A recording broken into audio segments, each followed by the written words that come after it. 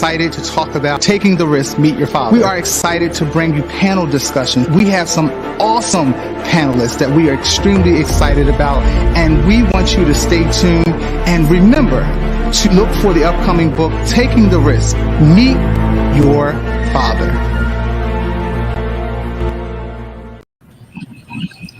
Good evening, everyone.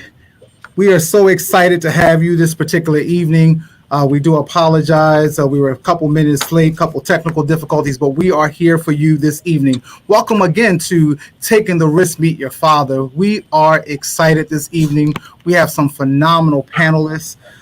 We talked last month about the importance of fatherhood. And on tonight, I am your moderator, Dr. Alfonso Evans Sr., and I will be moderating another theme that we're getting into tonight, which is the fatherless son.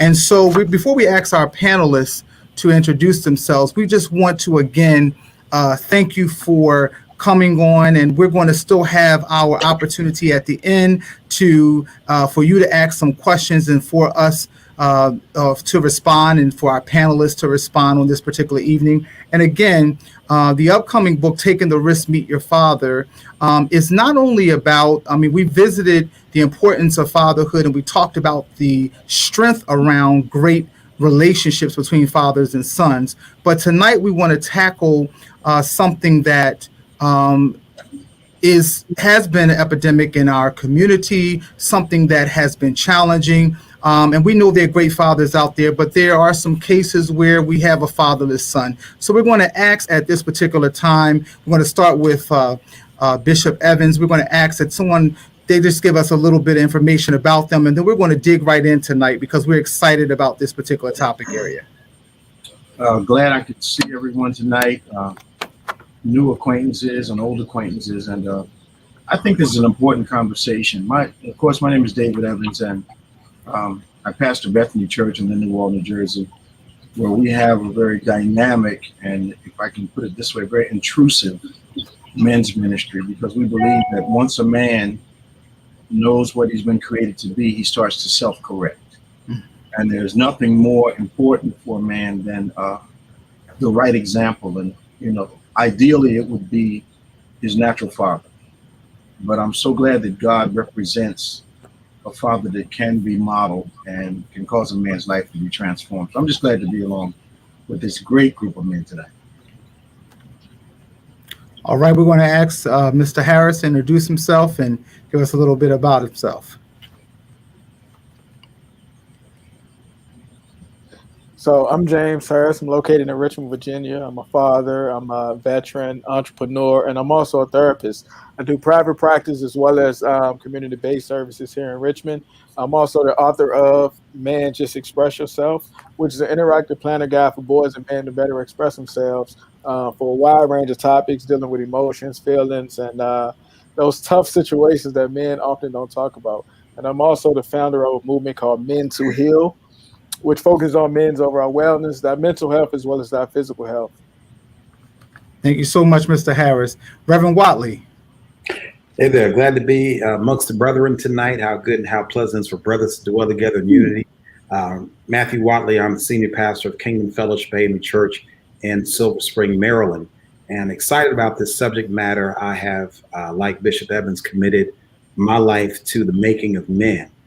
Tracing that all the way back to my undergraduate days at Howard University. Now that I pledge Alpha Phi Alpha Fraternity Incorporated, but I was the founder of what was called the Brother to Brother Youth Conference. So we brought hundreds of young men from the DC public schools up to Howard to see what possibilities were available to them. And amazingly, even though they were in the same city, some within blocks, they had never been up on that campus. It has been my life's journey and mission to try to pour into men, recognizing that as African Americans, when a young man is born, 70% chance there will not be a father in the home. And so this is life-saving work because we know the life outcomes that happen when fathers are not there. So excited about the conversation. Thank you, Reverend Watley. Mr. Roof. Hey, how y'all doing this evening? My name is Benny Ruth. I'm workforce development. I work for the city of Philadelphia. My main passion, I would have to say, is that I mentor young men in Philadelphia, and I focus on telling my story so that they can understand that there's somebody, an old head, should I say, that has a story that fits theirs, and may be able to lead them to some more positive ways that they can handle themselves. I'm also a doctoral student. I'm working hard on trying to focus on education and making sure that we bring the right curriculum and mentoring into the schools today. I'm All excited right. about this. All right. Thank you, Mr. Roof. We appreciate that. So we want to dig right into our first question. It has a little background to it, so bear with me. The fatherless son has been described as a father, that is physically absent, a father who sets a bad example, and in some cases, a father that does not show up emotionally for their son. I want to ask each of the panelists, I'm going to ask that everyone answer this particular question. Can you help us understand your take on what a fatherless son is? And as we talk about what a fatherless son, hey, I think we have Mr. Harris here. Mr. Harris, great timing. We want to ask that you introduce yourself, tell us a little bit about yourself, and we're going to dig right into our first question. Wonderful. I'm Antipas Harris. I'm the president of Jake's Divinity School and also the president of the Urban Renewal Center. Thank you very much. We appreciate that. I'm telling you, it's going to be awesome tonight. We appreciate all of our panelists, phenomenal. Again, the fatherless son has been described as a father that is physically absent, a father that may have set a bad example, and a father that may not have showed up emotionally for their son. When you think about that phrase, the fatherless son, what is your take on that phrase? And give us some explanation as to why. You want to start, Bishop? We want to start with you? Man, come on, let the other guys. All right, Reverend Watley. Reverend Watley. Well, I think a couple things. One, I think from a biblical perspective, you recognize the significance of the presence of Father. And I'll just use one example, that we're called to call God Father, Abba, Father.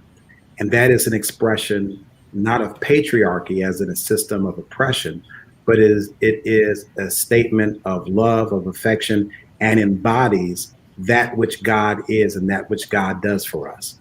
And so I think it's important that we ground the conversation of fatherhood in what fatherhood is really based on. Because at the end of the day, as men, we're all flawed, imperfect vessels. There is a father who is flawless and is loving and is strong and is kind. My grandfather, for whom I'm named, my first name, Matthew, was a big man. He died when I was in junior high. But my father likes to tell the story of when he was small, they had a coal furnace in the basement, and the coal was placed in the hopper next to the furnace, and you would feed it as needed. Well, my father wasn't big enough to handle the hopper, and so he'd have to call my grandfather down, who was big enough to handle what he could not handle. I think it's important for us to recognize, as much as we need fathers in the lives of every man, that father himself is not big enough or strong enough to do all that is necessary to nurture that young man to be who he needs to be. It is not enough to give your son your image, your name, or even your wealth. You must give him the faith relationship with the Father that allows him to become actualized into true manhood. And so I think it's important that we ground this conversation in what true fatherhood means. And that is not from the earth to the sky. That's from the sky down to the earth. Mm-hmm. All right. Good stuff. Good stuff. What about you, Mr. Roof? Can you enlighten us a little bit about that? Well, fatherhood, the absence of fatherhood is, I lived that story. It's funny that you carry a man's name. I'm a junior, and you carry that name, but he's no longer in the picture.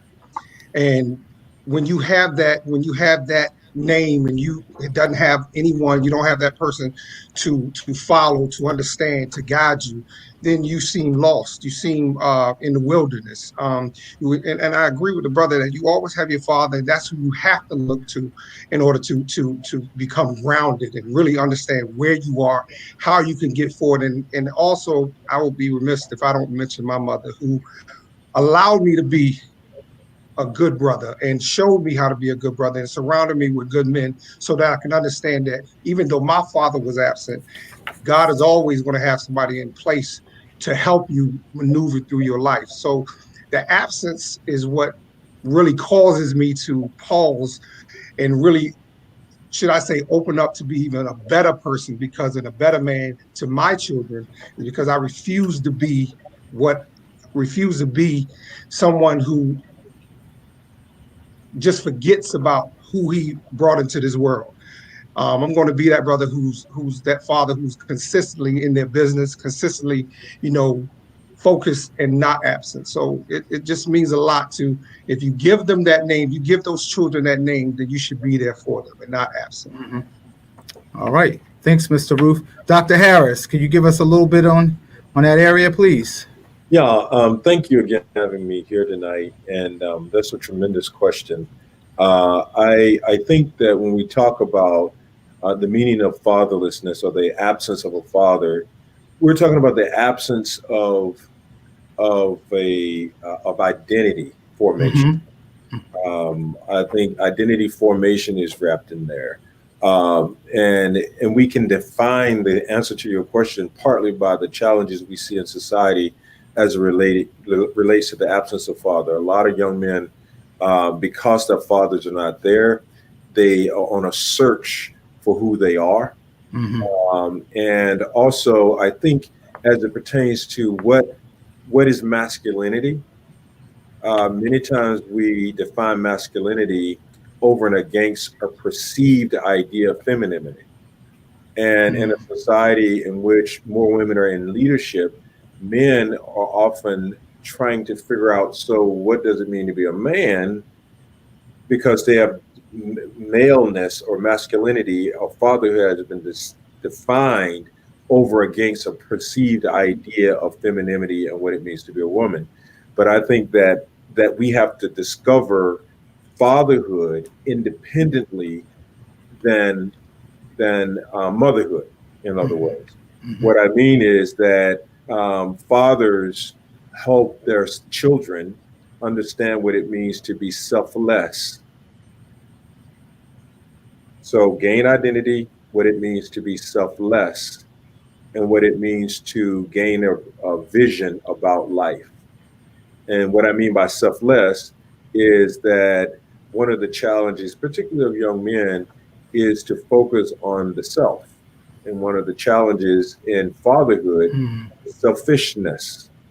But one of the gifts of a father, different than just a man, right? But a father, is that the father helps the children understand what it means to be selfless. I'm telling you, this is some good stuff. Mr. James Harris, can you assist us a little bit with your thoughts around that, the fatherless son? Yeah. So we went from one Harris to another Harris. Yes. So to be honest with you, there is a phenomenon called the father wound. I mean, I'm not going to get all clinical with it due to the setting, but I think when that father wound is in place, many men chronically fail to thrive because, some part of them want that pain, that struggle, that turmoil to be noticed, and they want to be rescued. But instead of doing it in a healthy way, of course, it comes the reckless behavior, being promiscuous, substance use, and different things like that. So we choose to struggle within that punishment, not only to ourselves, but the people that are vicariously around us. And some of those issues or some of those common traits that we often see is the inability to thrive. Like most men can't thrive in certain settings because they've never seen that example model. And those things start to display themselves when they are in different positions, whether that's leadership in school or team in sports and stuff like that. We also can see chronic depression and other mental health issues arise from the lack of a father. Procrastination, laziness, and stuff like that. Those things tend to be connected and correlated with the absence of a father. And sometimes a lot of people, specifically men, have ongoing struggles with addiction, whether that's porn or substance and different things like that. Some of them even become isolated in certain cases. So if we look at now the from a societal standpoint, it's also an issue with what is perceived authority. In most cases, the homes are single moms, so the authority figure tends to be the father, and if he's not there, that authority, when a young person is met with resistance or something like that, they don't know how to react to authority. So that's a whole nother level in itself. So the father wound is definitely important. The absence of a father is definitely also important as well, and it's something that should be addressed in many settings. It's something that we have to shed a highlight on. So I'm glad you have this platform to do so. Absolutely, absolutely. Bishop, should I move on, or you want to tackle that one? No, I think that if I think of my own situation, Mm-hmm. I knew my dad, but he was absent. And one of the primary questions that we're asked as young people is, what do you want to be when you grow up? Mm-hmm. Unfortunately, I believe that's the wrong question. Mm-hmm. Because the question causes an outward search. You search your surroundings for someone to emulate.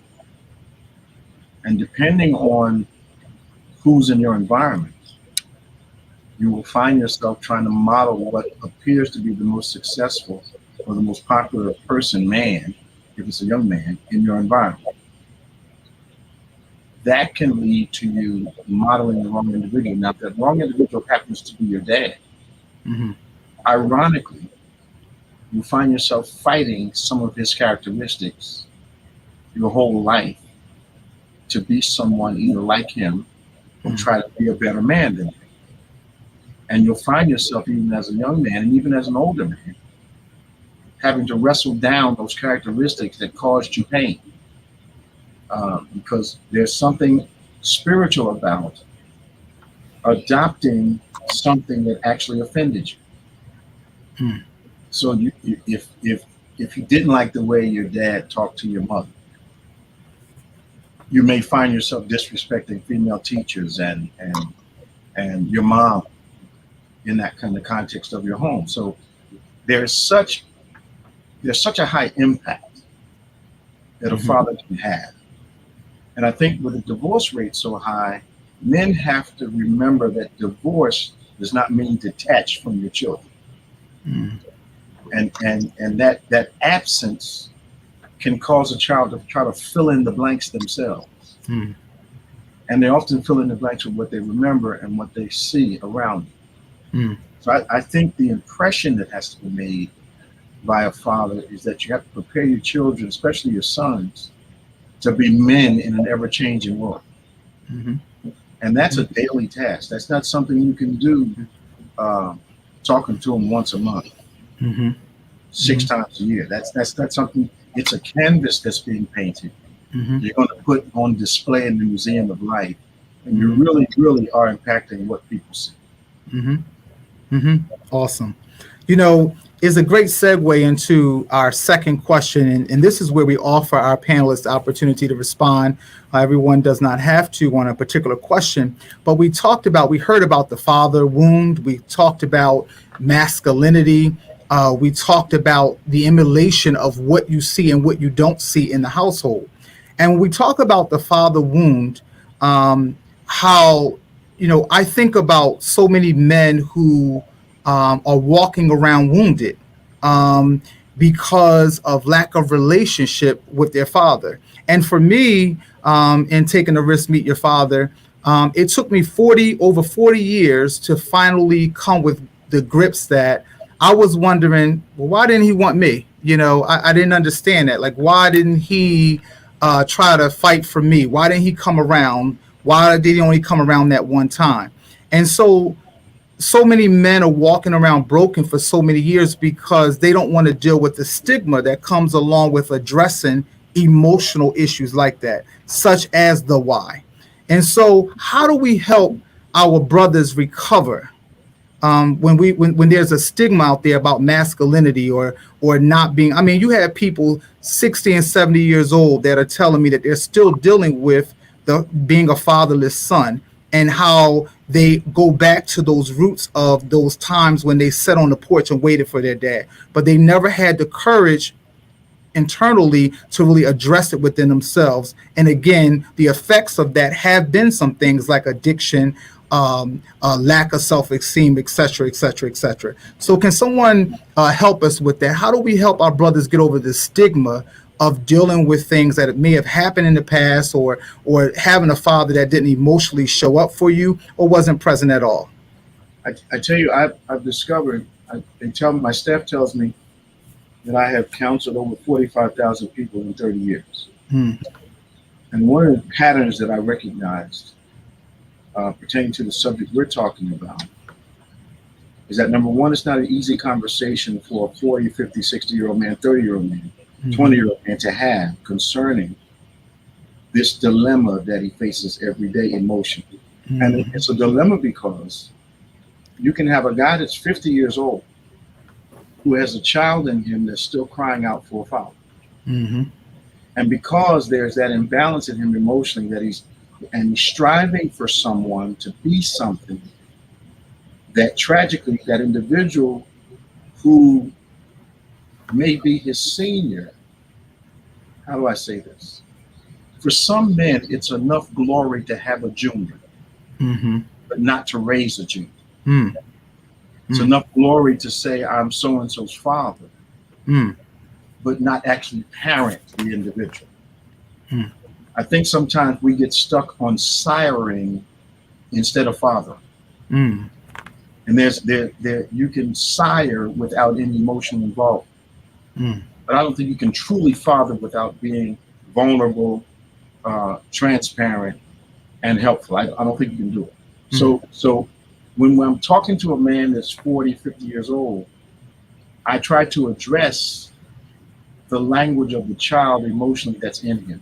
And I start there and try to bring slowly but surely the child's wounding, mindset, emotions, language up to a present state, and then work them into an adulthood. There will be wounds, but they don't have to be scars. I wrote a book called Dare to Be a Man, and it deals with a lot of trying to overcome things that we have adopted as part of who we are when we're young. And part of that problem is when I don't have a dad, I fill in the blanks myself.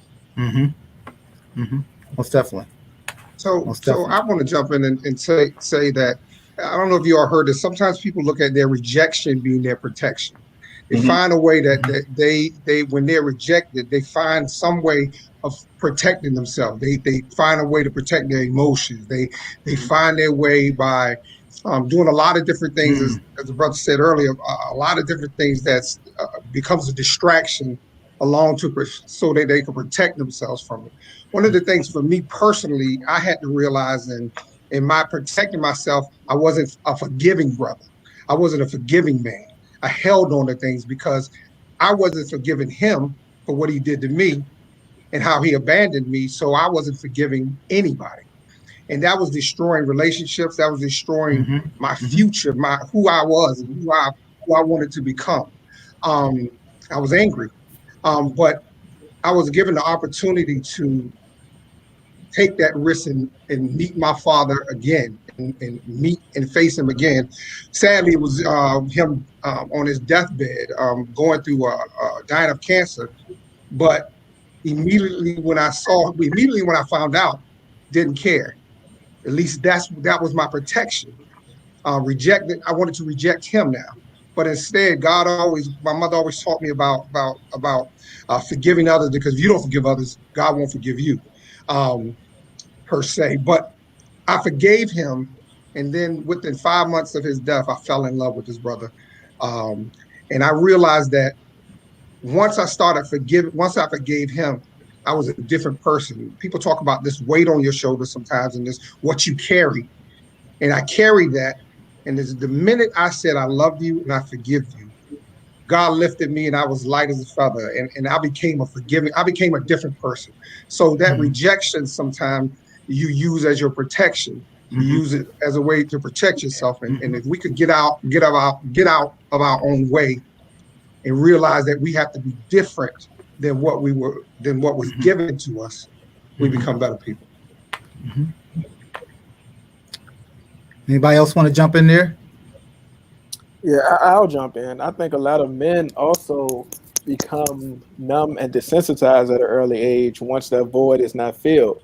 That emotional maturity stop at a certain age as well. So in future relationships, they have those difficulties in being, processing their emotions, displaying their feelings and stuff like that. In a society who doesn't make it easy for a man to be vulnerable, being that is equated to weakness in most cases. So yes, they tend to look for that male figure, that dominant figure, or the father figure, and not necessarily one that's displaying positive and the correct characteristics. So that in itself can be an issue as well, in most cases. Reverend Watley, looked like you want to jump in there, or Dr. Harris, was that you? Oh, Reverend, I don't know. I can go after Reverend Wadley. I defer to the president. All right, President. Yeah, no, I think what we're saying here is so crucial because going back to something I said about identity, this sense of young people. I mean, if we look at the stages of development, right, and we think about this identity, um, this search for identity, and most that's right in the adolescence, teenage years. The idea is that people will move beyond the identity crisis by the time they get to their 20s. But today, according to psychologists, they're saying that people are getting older and older, wrestling with the identity crisis. And what I understand in that, and they're comparing that to the fatherlessness in society, and it's not just fatherless men, but also fatherless young women, where people are getting older, trying to figure out who they are, and it's a deep formational issue. It's self-discovery, so what happens, many times young people look for their identity and a father don't have it, and they get it from each other. They just get it from wherever they can get it, and before you know it, they're trying to live through an identity that is so foreign from who they are because they've never been introduced to who they are because the father is not there. And when one gets stuck in this identity crisis, it becomes more about them. I'm trying to figure out who I am. How can I love somebody else? Because I don't know who I am.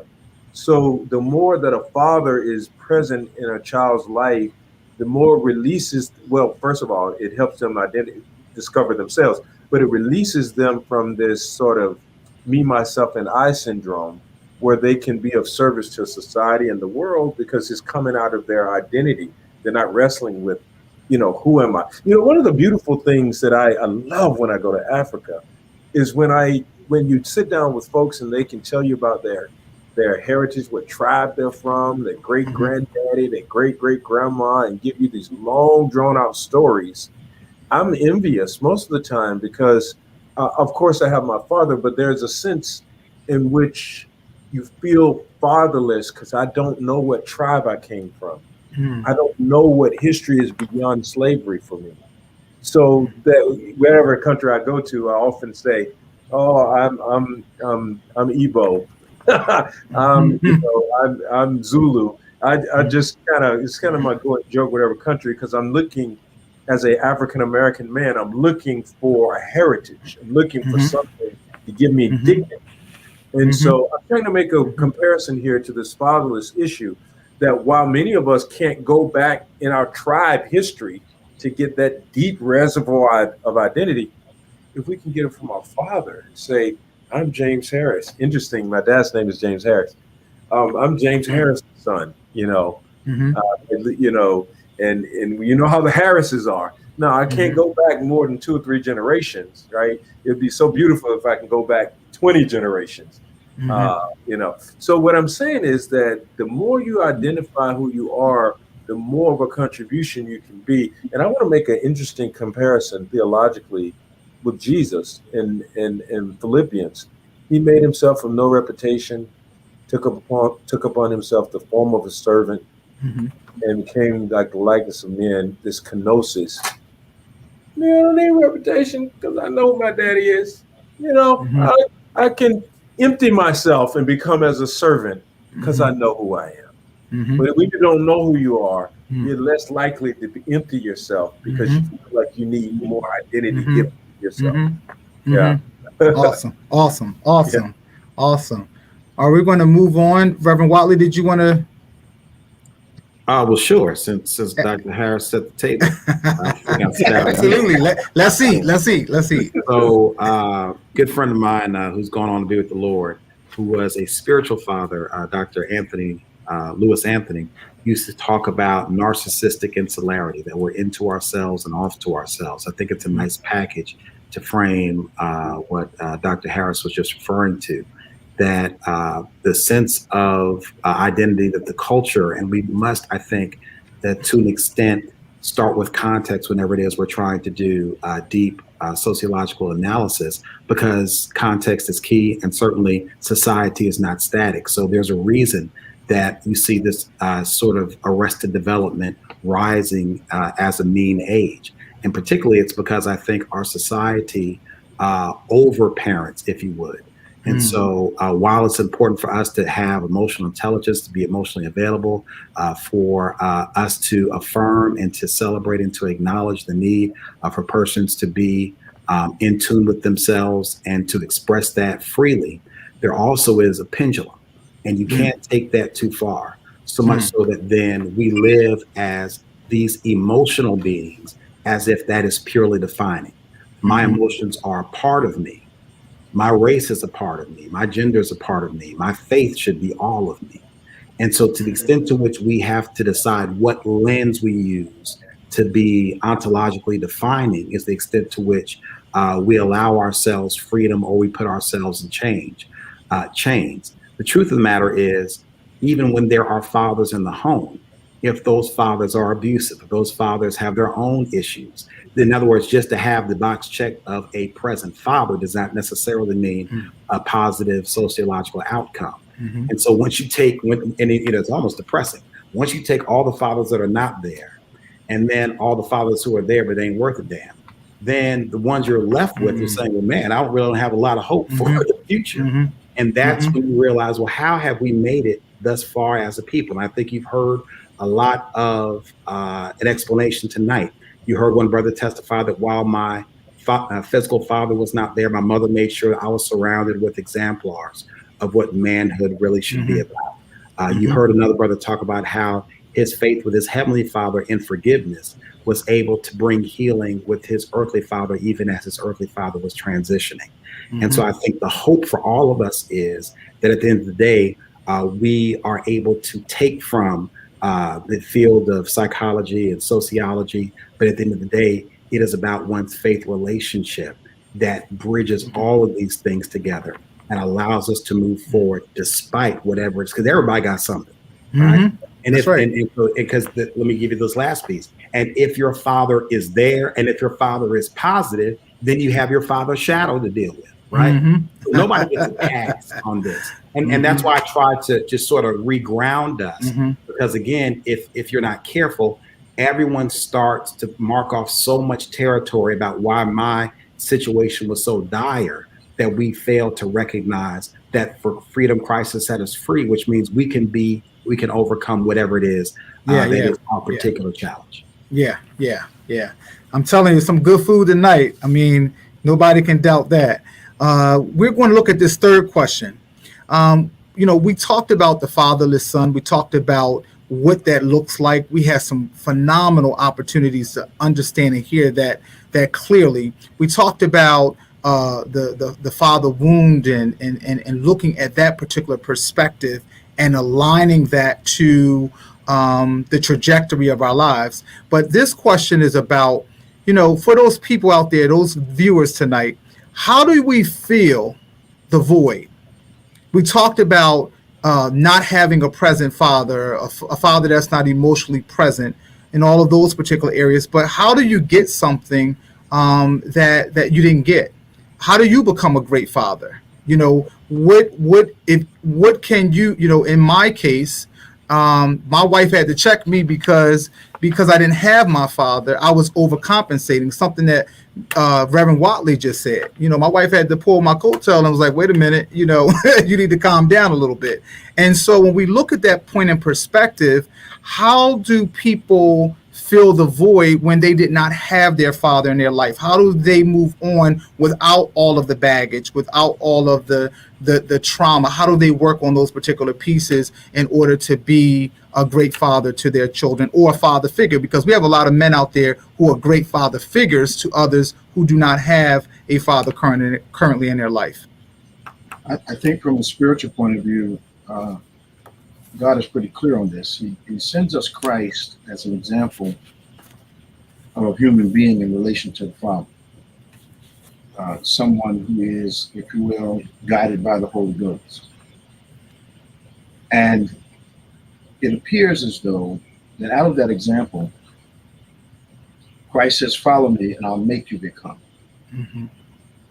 So the revelation that I got out of that is that rather than allow myself to continually dig a hole for myself to bury myself in, I did what Benny did. I forgave my dad.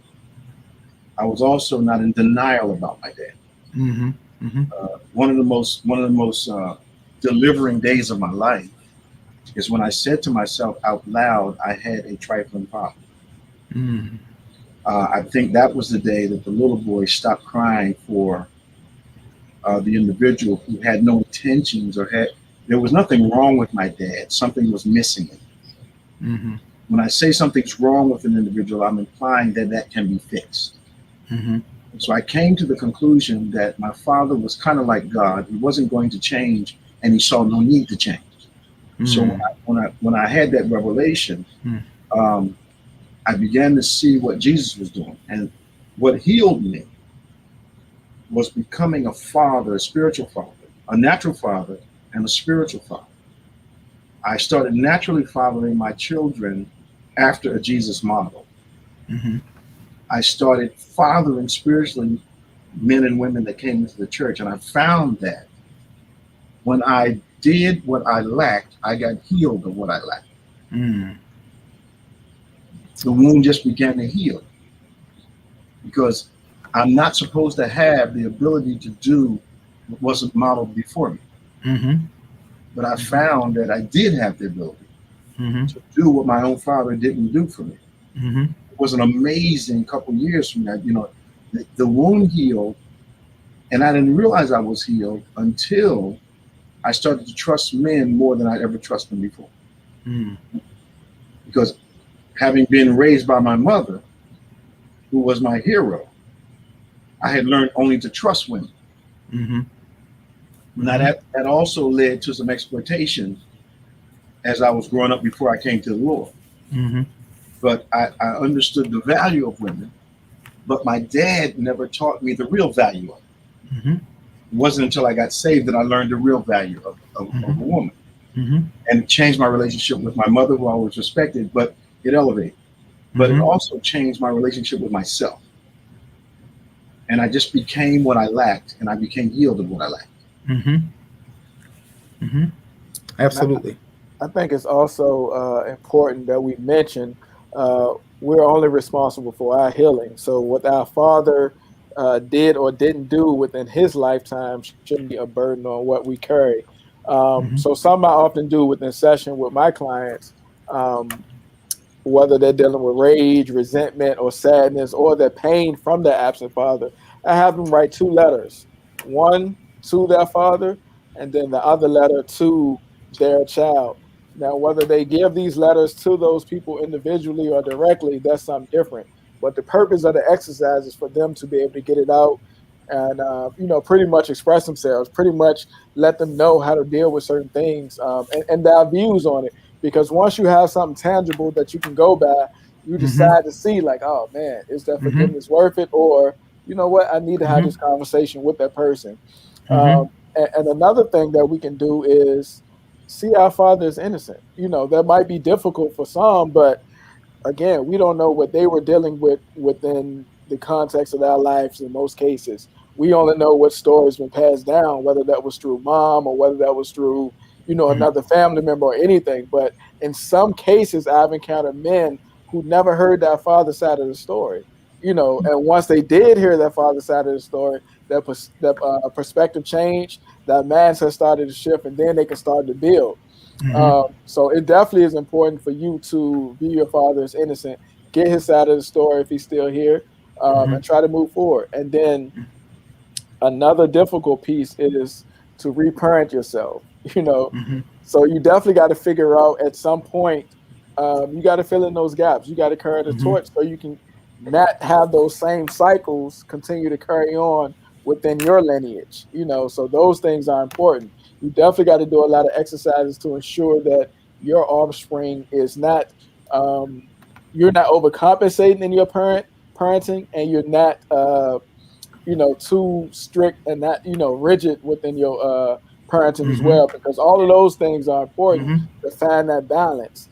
And we also have to have a safe space for more men to invest in more men, so we can have that accountability piece, so we can have that those positive characteristics and those models to help us, on our journey with this healing thing. So I think that's also why a lot of men groups and organizations tend to be a little bit more popular nowadays, because we know the benefits of having like-minded individuals to bounce ideas off, to hold you accountable, to not enable you, to validate your experiences. So all of those things are definitely important.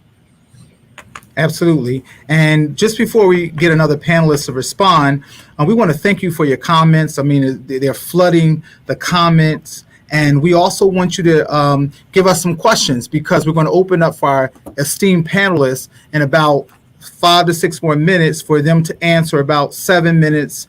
Take about 7 minutes to answer some questions before we conclude this evening. This has absolutely been awesome. And again, we are taking the risk and meeting your father, meeting our fathers that were present. But tonight we're talking about the absence of fathers, the fatherless son, whether it's emotional absence, whether it's physical absence. So we want you to understand that tonight we want to hear your feedback. Anybody else wanted to give us a little more insight on that question? How do we fill that void? How do we, I think Reverend Watley said it earlier, that exemplar. How do you become something that was not presented to you? Well, one of the great things that I think I did, I'll start like this. We're taught different ways. We learn things different ways, should I say. And one of the things that I learned from my father was how to be the total opposite, how to be there for my daughters at all costs. And we still fall short sometimes because some things that they think we should have been there for, especially my girls, dad wasn't there because I just didn't know. I had a pastor tell me one time, sometimes we need to be grown men need to be mentored by successful men who, and not successful in their careers, but successful in their relationships. So men who had these fathers, they could have mentored me on certain things and how I could have maneuvered differently to help my daughters. But one thing I do know is that mentoring for me has allowed me to heal myself as well. Although I forgave my father and I moved forward, I still had a void because it was still something that I missed all those times when I played football and my father wasn't in the stands and all those things that I missed when I accomplished something and my father wasn't there. The times that I was in the military and as a veteran and I accomplished so many things and your father wasn't there to say, and then you see all of these other people who with their fathers. So when I started mentoring, it allowed me to share my experiences, but also be there for other people so that they don't have that void. I mentor young men in Philadelphia, and I've seen amazing things happen just because of exposure and having other men who look like them be able to allow them to ask any question, cry with them, go and stand next to them even in difficult times. So it helped me change based on the fact that I was able to help somebody else in their time. So even though it was a void for me, it felt so good to help somebody else, and so that they don't feel that fatherlessness as much as I did, and that's what really helps me continue on to be. Even my dissertation is about focusing on mentoring and bringing it within our schools and colleges, so that we can continue to talk about things that we don't normally talk about in certain circles, with men, with young men, and just being the best brother that you can be. Even though it was your void, it doesn't have to be the next brother's void. Absolutely.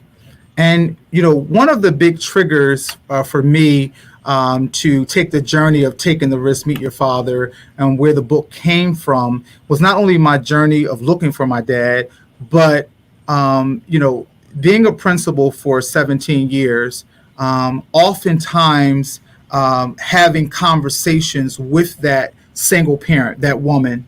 And I can't even count how many times the first things out of their mouth is he's acting like this because he doesn't see his father, or he's acting like this because his father keep making saying that he's going to pick him up and he doesn't, or doesn't keep his word.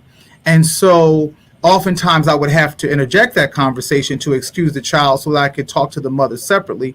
But 99% of the time when that child walked out that room, that mother bust out and start crying with emotion, crying out because it was not only a feeling of loss for herself, but for her son.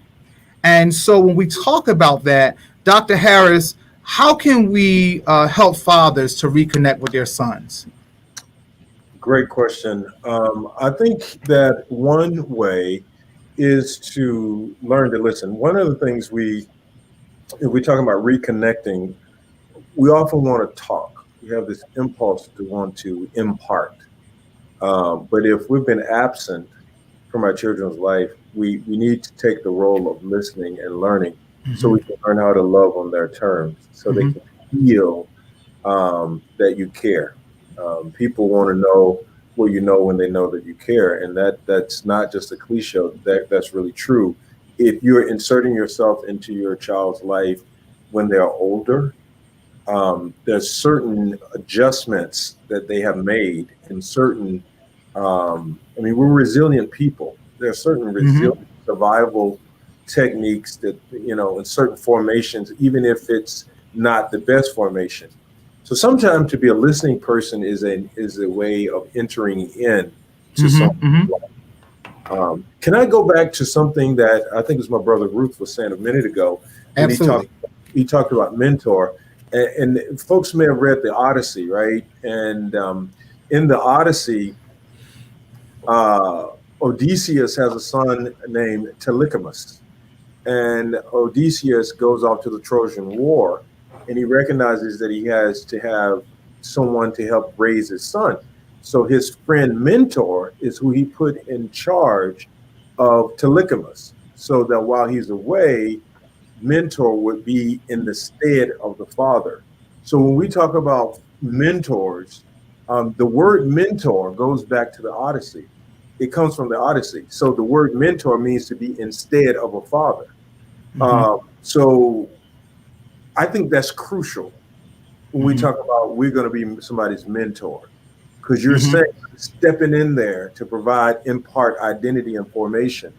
I'm stepping in there to help them understand. But now watch this. Mentor was Odysseus' good friend. So there was a sense of he had an understanding of who his father was. For us, a man of faith, and we are men of faith, we can take that spiritually, right? God is your father. Now I'm instead of your earthly father, but the impartation of your true identity comes from Christ. So then I draw upon my Christian character, knowledge and faith and deep reservoir of who Jesus is to help shape what it means to be a mentor. If I can add something here, I think that when the attempt is made to reconnect, I think that a lack of ability or knowledge of how to manage that conversation is often the reason that that situation fails. Also, I think a child comes into that situation expecting the parent to know what to do and know what to say, when oftentimes it is the child, the wounded individual, like in most relationships, the wounded individual is largely responsible for the perpetuation of the relationship going forward.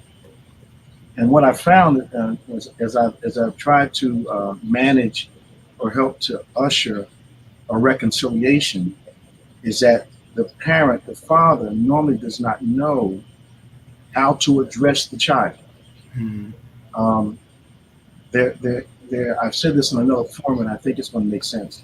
There are three major principles for parenting a child. When they're young, you parent them by command. When they become teenagers, you parent them by conversation. When they have their own responsibilities, mortgages, children, etc., you parent them by concern.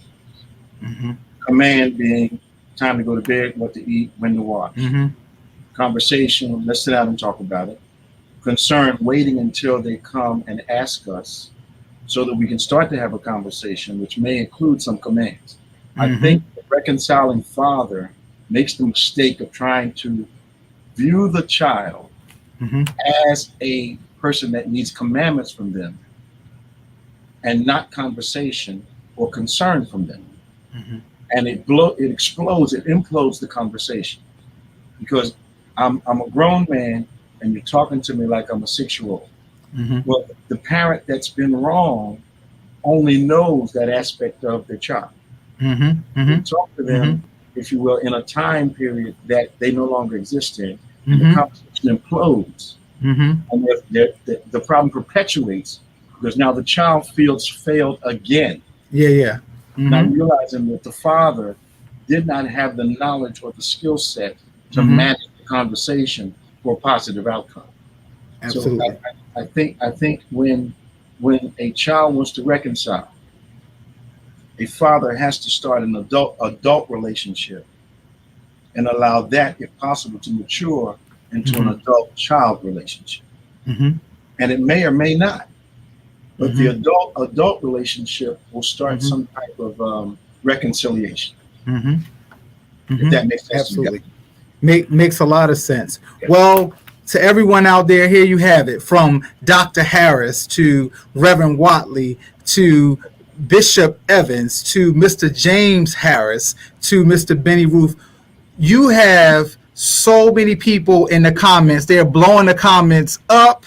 And not only are they blowing them up, but they're like, oh, yeah, I remember that, or I wanted to write that down. So this is actually recorded. So you're going to have the opportunity to hear these great brothers again as we continue this journey of taking the risk and meeting your father.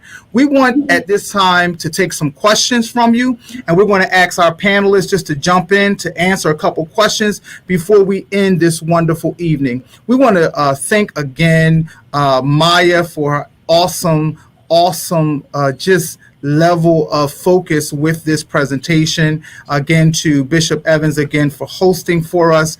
And thank you to all of the brothers who showed up today, Dr. Harris and Reverend Watley and Mr. James Harris and Mr. Benny Roof, for your time. And not only was this powerful of what you said, the things that you brought forth, but also the opportunity for us to get your take on it, but more importantly, you backed it up with not only word, but you also gave us some strategic, down hard facts. So we can't say we didn't know where this came from. So we want to thank you again for this opportunity to join us this evening. So let's see some questions this evening for this great panel discussion. And to all our panelists, everybody is saying great panel, great panel, great panel. How does a single mother raise sons effectively with male identity? And this is from Lady Gigi Jones. Anybody can tackle that. How does a single mother raise her sons effectively with male identity? I would jump in and say my mother did an excellent job, and she did it through Christ. If you say so yourself, man. If you say so yourself. If I say so myself, I'm pretty sure others would agree. But my mother was phenomenal, and the one thing she made sure, she says, I'm not raising a man. I'm raising a child of God. And the goal for her was to ensure that we were in church. My sister and I were in church, and that we understood who we were through Christ. She didn't allow us to, she never badmouthed my father. She never said anything negative. She only told him children don't stay kids, kids don't stay kids forever. They grow up. But your son is going to grow up to be somebody, because through Christ and anything I got to do, he's going to be okay. And that doesn't make me the greatest man. That made me the greatest son, because I focused on what she had to say. And the only thing that helped me become a great man is because I started listening. And even when I went astray, I came back to the way I was raised. And I found myself in church in all my travels, and I made sure that I honored her by doing the things that I needed to do. And trust me, I got probably 100 people saying, you flawed, and which I am. But that part of me, as a single mother, put your child in church, wherever your religion is, just focus on making sure that he has good people around him, and that you manage that situation as he grows up, and not downgrade whatever the issue was with the father. Just make sure you focus on what's good for him.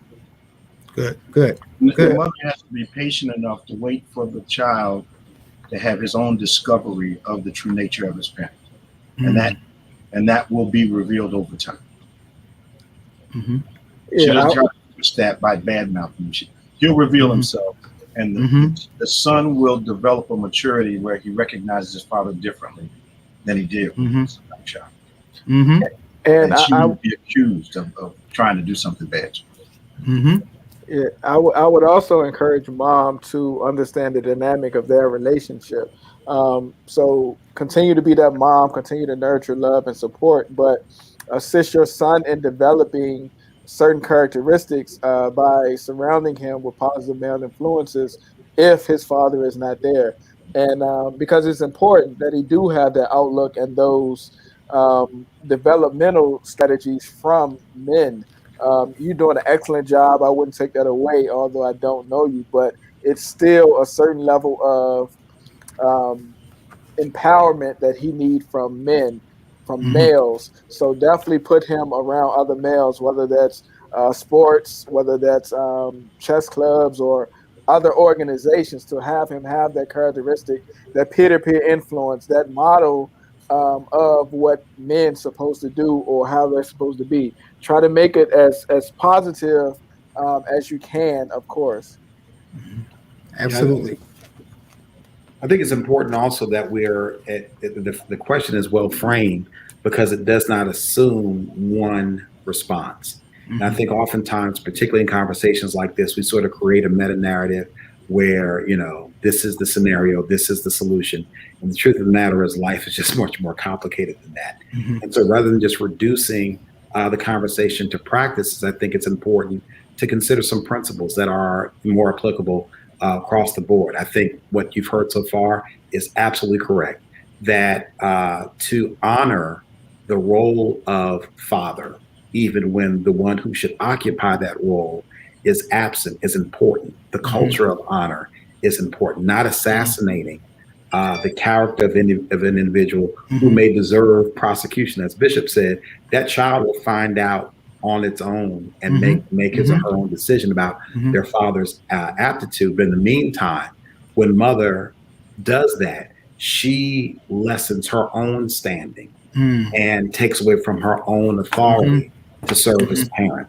Also would remind us that as we look at what it takes to raise a child if the father is not there, there certainly are models, and I think it's important that we are wise when we put our children in places to be helped so that they're not harmed further. And so don't just throw your child to the first man that shows up, but make sure that the illustration that I use, I went to a little school in DC called Howard University, and there was a young woman of some ill repute who made herself readily available at the male dorm. She was a very attractive and intelligent young lady, and obviously probably had some own unresolved father issues there. I said to one of my colleagues, even as a freshman, that years from now, she'll be in an airport somewhere and some brother will see her, and not knowing her past will want to make her his wife, not knowing the trials that she has endured. I said all that to say, whether you are, and this is in dating relationships, but certainly when you're seeking a mentor for your child, you have to verify who a person is through other means. Mm-hmm. So I can create an identity, certainly in 2021, and be whoever I want to be. No, I need to find somebody who knows you. I need to find some bodies who know you and can attest to the character that you have. And so I think it's important that we're intentional. I'll say this and I'll stop bullying the floor. When you look at Tiger Woods or Venus and Serena Williams, you see a father who had a very specific plan for their child, and their child followed that plan into success. Then you look at, Michael Jordan, and you realize here's a brother whose father was hardworking and who grew up playing basketball, having to fight his older brother, knowing if he beat him on the court, then they're going to have to fight when the game was over.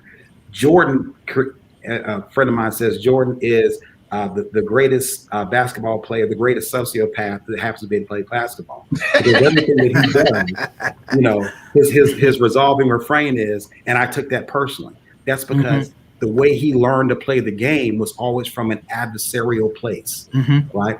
Likewise, Venus and Tiger and Serena, they followed a mentor at a more positive place. All I'm trying to suggest is there are multiple ways to do this.